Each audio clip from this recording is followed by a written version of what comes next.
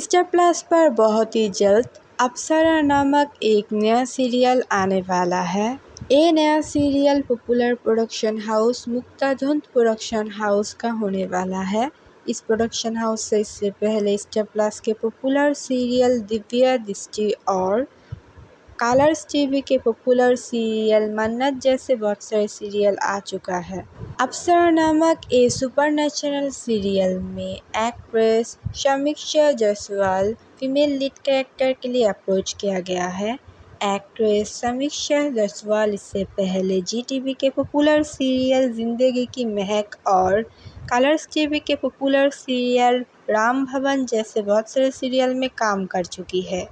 फिलहाल इस सीरियल के कास्ट को लेकर और कोई अपडेट नहीं आया है, लेकिन जब भी कोई अपडेट आएगा मैं आप लोगों तक पहुंचाने की कोशिश करूंगी। आप अप्सरा नामक इस सीरियल को देखने के लिए कितने एक्साइटेड हो हमें कमेंट पर बताइए। मोर अपडेट के लिए मेरे चैनल के साथ जुड़े रहिए।